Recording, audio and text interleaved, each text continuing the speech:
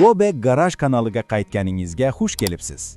Bugun biz shahar uchun mo'ljallangan eng qiziqarli va kutilmagan qaytishlardan biri 2026 Chevrolet Matiz haqida gaplashamiz.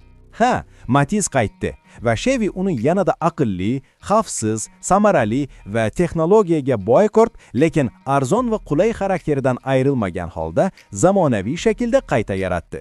Yangi 2026 Matiz yosh va zamonaviy dizayni bilan gavjum shahar ko'chalarida darhol ajralib turadi.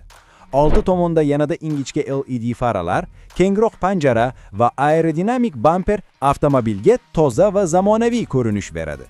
Yon tomoni ixcham va amaliy qolgan, ammo keskin chiziqlar, yangi g'ildirak dizaynlari va biroz uzunroq g'ildiraklar bazasi salon kengligini oshiradi.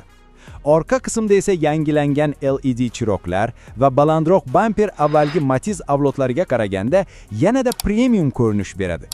Salonga kirganingizda eng katta o'zgarish darhol seziladi. Endi panelda ikki ekranli tizim bor.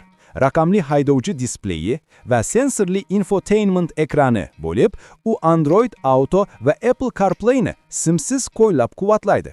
Yumshoq materiallar, qayta ishlangan havo chiqarish teshiklari va ergonomik markaziy konsol salonni yanada jiddiy va qulay qiladi. Kichik mashina bo'lishiga qaramay, Chevy joyni maksimal ishlatishga e'tibor qaratgan. Aqlli saqlash joylari, bukiluvchi orqa o'rindiqlar va kundalik ishlarga yetarli yukxona mavjud. Kapot ostida 2026 Matiz shahar sharoitida yanada tejamkor va silliq yurish imkonini beradigan yangi 1.0 litrli yoqilg'i tejamkor dvigatelga ega. Ba'zi bozorlarda kuchliroq tezlanish va yanada kamroq yonilg'i sarfi beradigan yengil gibrid varianti ham bo'lishi mumkin. Amortizatsiya tizimi notekis yo'llarda barqarorroq yurish uchun qayta sozlangan, lekin Matiz hali ham tor shahar ko'chalarida oson boshqariladi. Xavfsizlik borasida ham Chevy katta qadam tashlagan.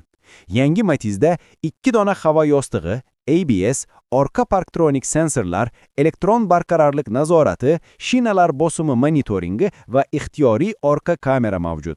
Arzon shahar avtomobili uchun bu imkoniyatlar uni yangi haydovchilar, talabalar va kichik oilalar uchun juda jozibali qiladi.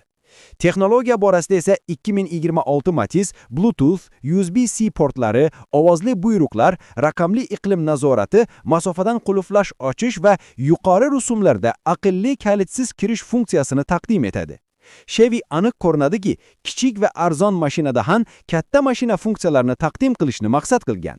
Umuman olganda, 2026 Chevrolet Matiz yilning eng qiziqarli ixcham avtomobillaridan biri bo'lishga nomzod. Zamonaviy dizayn, texnologiyaga boy salon, yaxshilangan tejamkorlik va hamyonbop narx bilan yangi Matiz yana bir bor shahar avtomobil bozorini larzaga solishga tayyor.